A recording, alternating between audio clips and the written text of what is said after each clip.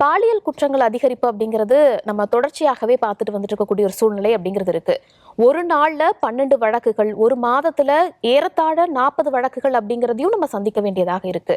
ஒரு சமூகம் சார்ந்து இந்த பிரச்சனையை நீங்க எப்படி பார்க்குறீங்க? ரொம்ப வருத்தமா இருக்கு, பயமா இருக்கு. இது ரொம்ப அலார்மிங் நம்பர் இது. இது எல்லாமே பதியப்பட்ட வழக்குகள். பதியப்படாமல் எத்தனை இருக்கும் அப்படிங்கிறது தான் கேள்வியாக இருக்குது. என்ன பண்ண போகிறோம் அப்படிங்கிறது தெரியல. 10 வருஷத்துக்கு முன்னாடியும் இதை பேசினோம், 15 வருஷத்துக்கு முன்னாடியும் பேசினோம், 30 வருஷத்துக்கு முன்னாடியும் பேசினோம். இது கடைசியாக இருக்கணும் அப்படிங்கிறது தான். ஒவ்வொரு முறை நம்ம பேசும்போதுமே இதற்கு மேல இந்த விஷயத்த நம்ம பேசக்கூடாது அப்படின்னு தான் எதிர்பார்க்கிறோம். ஆனா தொடர்ச்சியாக நீங்க குறிப்பிட்டது போல நடந்துட்டு வரும்போது எங்க மாற்றம் தேவை, இதெல்லாம் யார் பொறுப்பு அப்படிங்கிற ஒரு கேள்வி எழுது இல்லையா? அதற்கு எப்படி பார்க்கணும்? நம்ம மாற்றம் எல்லா இடத்துலையும் தேவைப்படுதுங்க.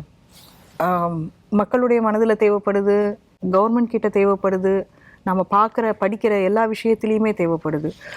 பொதுவாக ரொம்ப ஏற்றத்தாழ்வோடு நம்ம இருக்கோம்ல. இப்போ ஒரு பயம் வருது பெண்கள் மேலே.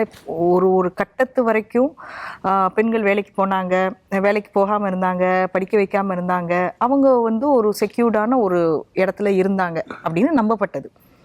ஆனால் இன்றைக்கி அவங்க எல்லாருமே வேலைக்கு போகிறாங்க, படிக்க வர்றாங்க. வேலை பார்க்குற இடத்துல அவங்களுக்கு ஒரு பாதுகாப்பு இருக்குது. அல்லது அவங்களுக்கு ஏதாவது ஒரு பிரச்சனை அப்படின்னு சொன்னால் கார்ப்பரேட்லேயோ கவர்மெண்ட் ஆஃபீஸ்லேயோ அவங்களுக்குன்னு ஒரு செல் இருக்குது. அவங்க போய் அதை அங்கே கம்ப்ளைண்ட் பண்ணலாம்.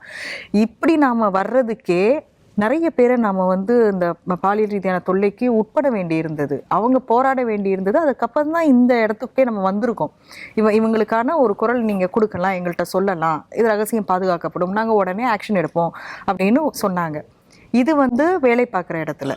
இப்போ பப்ளிக் பிளேஸில் சில இது நடந்ததுன்னா நம்மளுக்கு ஒரு ஃபோன் நம்பர் கொடுத்துருக்குறாங்க, அந்த ஃபோனில் நம்ம கம்ப்ளைண்ட் பண்ணலாம், காவல்துறையில் கம்ப்ளைண்ட் பண்ணலான்னு இருக்குது. தெருவில் இப்போ விளையாடுற குழந்தைங்க, வீட்டுக்குள்ளே இருக்கிறவங்க, இவங்களெல்லாம் ஏதாவது பண்ணாங்கன்னா என்ன பண்ணுறது அப்படிங்கிற ஒரு பயம் இருக்குது. இந்த பயம் என்ன பண்ணுது அப்படின்னா, நாம் ஒவ்வொரு தடவையும் பெண் குழந்தைங்களை படிக்க வைங்க, அவங்கள அனுப்புங்க, இது கட்டாய கல்வின்னு ஒன்று இருக்குது அப்படின்னு ஒவ்வொன்றா சொல்லி அனுப்புகிறோம்ல. அவங்க வேலைக்கு வரணும்னு நினைக்கிறாங்கல்ல. ஒரு குழந்தைக்கு நடக்கிறதுங்கிறது ஒட்டு மொத்தமாக எல்லாரையும் பயமுறுத்தி ஏதோ ஒரு ஓரத்தில் ஏதோ ஒரு குடும்பத்தில் ஒரு குழந்தை படிக்க முடியாமல் தடைபடுறாங்க, வேலைக்கு போடாமல் அவங்கள நிப்பாட்டுறாங்க. இங்கே ஒரு ஆணுக்கும் அப்யூஸ் நடக்குது, ஆண் குழந்தைக்கும் நடக்குது. ஆனால் அது ஒரு ஆண் குழந்தைய தனிப்பட்ட நபருக்கு நடக்கிறதா இருக்குது. ஆனால் ஒரு பெண் குழந்தைக்கோ பெண்ணுக்கோ நடக்கும்போது ஒட்டுமொத்த பெண்ணுமே பயந்துடுறாங்க.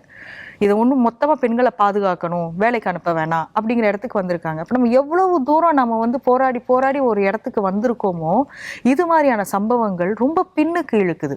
இந்த பாலியல் குற்றங்களை பொறுத்த வரைக்கும் 3 வயது குழந்தையில இருந்து ஒரு 80 வயது மூதாட்டி வரைக்கும் பாதிக்கப்படுற செய்திகளையும் நம்ம பார்க்கிறோம். பொதுவா இப்படியான சம்பவங்கள்ல ஒரு குற்றவாளியினுடைய மனநிலை எப்படி இருக்கும்? ரொம்ப சின்ன குழந்தைங்களை பற்றி நம்ம பேசும்போது நாங்கள் இதை பீடோஃபீல்ஸ்ன்னு சொல்லுவோம். அது குழந்தைகள் மேலே மட்டுமே அவங்களுக்கு அந்த செக்ஷுவல் அட்ராக்ஷன் இருக்கும். அது ரொம்ப ஒரு வன்மம் தான் வச்சுக்கோங்களேன். ஒரு டிஸார்டர்னு சொல்லி அவங்கள நம்ம காப்பாற்றுறதுக்கு இங்கே முயற்சி பண்ணலை. பட் இந்த மனச்சிதைவு இருக்கு இல்லையா, இந்த மாதிரி ஒரு குழந்தை, ஒரு விளையாடுற குழந்தை, ரொம்ப சின்ன 1 வயசு குழந்தையெல்லாம் கூட அப்யூஸ் பண்ணுறாங்க. இது என்ன மாதிரியான ஒரு மனநிலையாக இருக்கும்? அதில் என்ன இவங்களுக்கு சாட்டிஸ்ஃபேக்ஷன் வரும், என்ன அவங்களுக்கு அட்ராக்ஷன் இருக்குன்றதை யோசிக்கும் போது இதில் 2 விஷயம் நான் பார்க்குறேன். ஒன்று, ஒரு நார்மல் மனநிலையில் தான் அப்ரோச் பண்ணுறாங்களா, இல்லை இவங்களே சப்ஸ்டன்ஸ் அப்யூஸில் இருக்காங்களா, வேறு ஒரு போதைப் பொருளுக்கு அடிமையாகி அதோடைய கண்ட்ரோலில் தான் இதெல்லாம் செய்கிறாங்களா, இல்லை நார்மலாக தான் செய்கிறாங்களா அப்படின்ற ஒரு கேள்வி வருது. பொதுவாக நீங்கள் சொல்கிறதே தான். ஒரு குழந்தைய பார்க்கும்போது பலருக்கும் கொஞ்சணும், அந்த குழந்தை கிட்ட நம்ம பேசணும், அப்படிதான் இருக்கும். ஆனா இப்படி ஒரு வன்மமாக சிந்திக்கிற அளவிற்கு அவர்களுக்கு என்ன பிரச்சனை இருக்குங்கிறத நம்ம ஆராய வேண்டியதாக இருக்கு. அவ்வளவு வக்கரம் இருக்குன்னு சொல்லணும். இது நிறைய பேருக்கு வெளியில சொல்ல முடியாத அந்த ஸ்ட்ரெஸ் ஆகட்டும், அந்த அவங்க அபியூஸ் செய்யப்பட்டிருப்பாங்க, அவங்க எங்கேயோ இருக்கிற ஒரு கோவத்தையோ இல்லை வெறுப்பையோ இங்கே டிஸ்பிளேஸ் பண்றது. யூஸ்வலா இந்த விக்டிம்ஸ்லாம் பார்த்தீங்கன்னா வீக்கா வல்னரபிளா இருக்கிறவங்க, இந்த குழந்தைகளோ இல்லை பெண்கள் கூட அந்த வல்னரபிள் சிச்சுவேஷன் சொல்றோம்ல, இருட்டான ஒரு இடத்துல நைட் டைம்ல வேற யாரும் இல்லாம தனியா போற பொண்ணு, இந்த மாதிரி தான் அவங்க அட்டாக் பண்றாங்கன்னா அந்த வல்னரபிலிட்டியை இவங்க யூஸ் பண்ணிக்கிறாங்க, மிஸ்யூஸ் பண்ணிட்டு இருக்காங்க. அதுதான் மோஸ்ட் ஆஃப் த கேசஸ்ல நீங்க பார்க்கலாம். ஒரு குழந்தையை ஏமாத்தி வா நான் உனக்கு முட்டாய் வாங்கி தரேன்னு கூட்டிட்டு போறதோ. அண்ட் இன்னொரு விஷயம் நம்ம எப்பவுமே சொல்றது தான், இந்த மாதிரி நடக்கிற குற்றங்கள் அந்த க்ளோஸ் அக்வைண்டன்ஸ் இருக்காங்கல்ல, ஸ்ட்ரேஞ்சர்ஸ் கிடையாது. அந்த பழக்கப்பட்டவங்க, அந்த குழந்தை என்ன நினைக்கும்னா டெய்லி பார்க்குற மாமா தானே, நம்ம தாத்தா தானே, பக்கத்து வீட்டு சித்தப்பா தானே, இந்த மாதிரி தான் அது நினைக்குமே ஒழிய திடீர்னு பூச்சாண்டி வந்து தூக்கிட்டு போகிற அந்த கான்செப்ட்லாம் இப்போ கிடையாது. அப்போ இது துரோகம், இது நம்பிக்கை துரோகமும் கூட. ஒரு குழந்தையோட மனநிலையிலேருந்து பார்த்தீங்கன்னா அப்போ யாரை நம்புறது?